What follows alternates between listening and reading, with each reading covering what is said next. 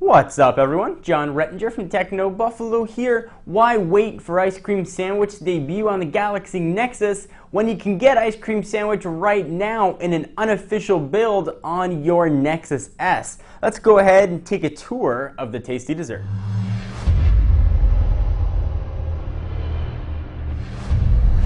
Alright, so I do want to preface by saying this is an unofficial build. This has not officially come to the Nexus S. This is a cooked ROM to show you what Ice Cream Sandwich is going to look like when it ultimately comes to the Nexus S, and a bit of a preview of what it's going to look like when it comes to the Galaxy Nexus.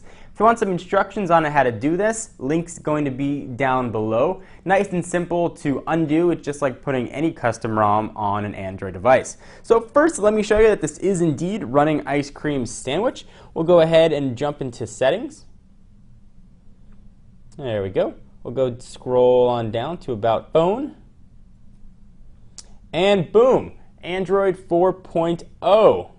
So again, jump home. There's a lot of stuff to show here in Ice Cream Sandwich. I'm going to show some of the highlights on what you can expect when it's going to come to your Nexus S. First, Ice Cream Sandwich has support for non-physical buttons, non-capacitive buttons on the screen. However, a lot of older, really every older Android device prior to the Galaxy Nexus has real deal buttons down here. So those virtual buttons don't show up when you're on a device like the Nexus S here. You can still use these physical buttons. However, the menu button when you're on the home screen that used to pull up all kinds of options no longer works. It'll work in menu contexts when you're in applications, and I'll show you in a minute, but it's not going to do anything when you're in the home screen. And they're going to have some new functionality with these buttons as well. So let's go ahead and talk about this newfangled launcher.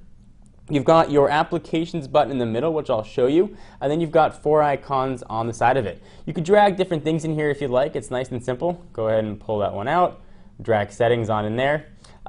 It's pretty self-explanatory. One cool thing, though, that we now have with Ice Cream Sandwich is, check it out, landscape orientation. This existed with some custom launchers in the past, Launcher Pro and a few others, but now it's cooked right into Android. So that is a very, very welcome addition here. You've got folders as well. So you've got one set up here for Google Apps. You can see what that looks like. It's very easy to create folders. You just take 2 icons and drag them together. So I'll take Camera, drag that on into People, and then suddenly I've got a folder. You can also have folders here in the launcher. So if I took Google Talk out and scroll over and I dragged in Google Apps, you could very easily have that right there. You could add contacts and such and have all your quick dials right there. It's a pretty handy feature. Nothing that didn't exist with third-party plugins, but it's always nice to have it baked right into Android. So some other new things here. You've got a newfangled dialer. Takes a bit of a time to load, again, unofficial build. You also have some swiping gestures, so I can swipe back and forth. I'm not going to do it because there's some contact information there, but you can swipe back and forth to go from phone to recents and then to favorites. Similar to Windows Phone 7. So go ahead and exit out of this. Let me show you the calendar, because the calendar is nice and new here, and I'll also show you what the new application tray looks like. So go ahead and select it. We've got now native horizontal scrolling, and this is true throughout the whole operating system. There's a little bar at the bottom, it'll glow blue.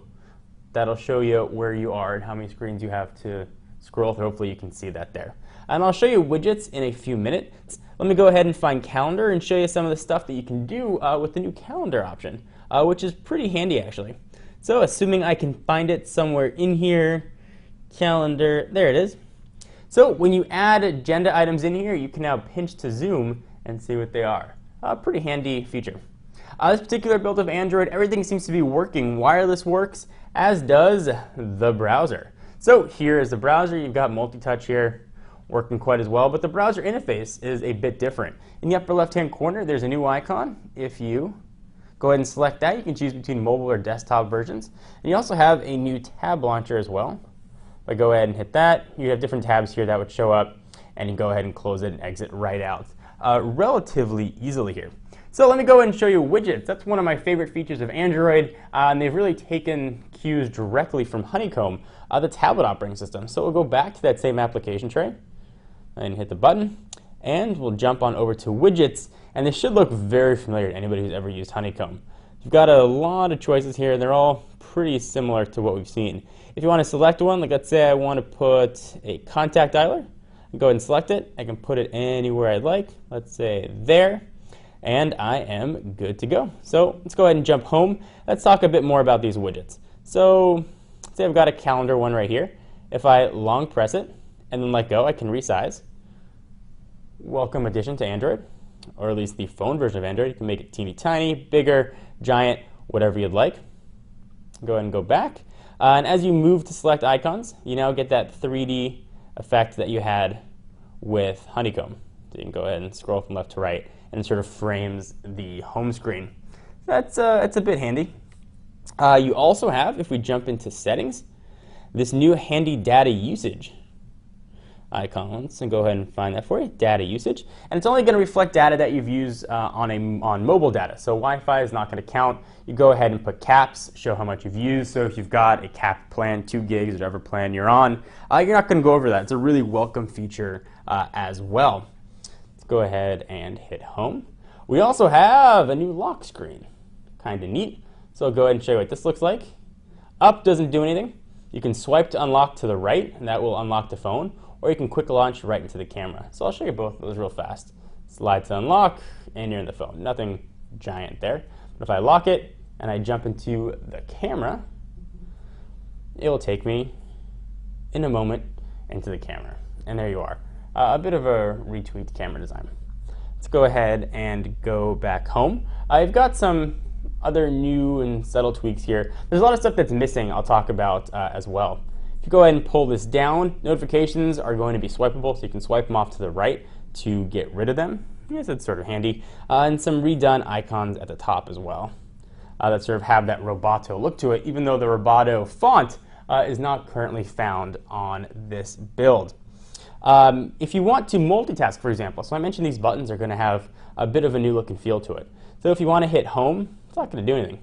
It's going to take you right back to that screen, but that's about it. If you long press home, you get the new multitasking window here, which is really handy. So it looks similar to what we saw with Honeycomb. However, if you want to close an application, you just swipe it off to the right, and boom, it's closed. And that's a really welcome feature in Android. It adds another sort of layer of elegance, a bit of UI pizzazz, and really makes it just nice and easy to use. It's been one of my favorite features here of this surprisingly stable, very, very early build of Android. So let me go ahead and run and jump into an application again and show you again what these menu buttons are going to do. So again, this guy does nothing. Long pressing the home screen, you now only get the options for gallery, live wallpapers, and wallpapers. If you're using a device that's going to be made for ice cream sandwich, you're going to have a multitasking button. However, the typical button array on most Android phones don't have support for that, so you got to long press to get to it. So let me go ahead and jump back into the browser. No network connection. So we'll go ahead and hit menu, and now you get menu options that are dependent on what application you are going to be in. So what's missing from this build? Well, we don't have the Roboto font. We don't have face detection. Speech to text is here, but it's not as accurate as we'd like on the current build of Ice Cream Sandwich and on the Galaxy Nexus. It'll start translating the text as you speak. This one has a bit of a delay to it as well. The menu button we mentioned have a bit of a contextual implications depending on what application you're in. And that's really about it. Most of the other goodness found in Ice Cream Sandwich is here on this very early build on the Nexus S. If you have a Nexus S and you're feeling adventurous, you could try this. You could probably use this as your daily driver. Relatively handy. Anyway guys, I'm John Rettinger from Techno Buffalo, who's excited about Ice Cream Sandwich. This makes me much more excited, and I cannot wait to get my hands on the official build for the Nexus S, which will be presumably coming sometime. And more importantly, I cannot wait to take a look at the Galaxy Nexus. I am John Rettinger from Techno Buffalo, and I'll see you in the next video.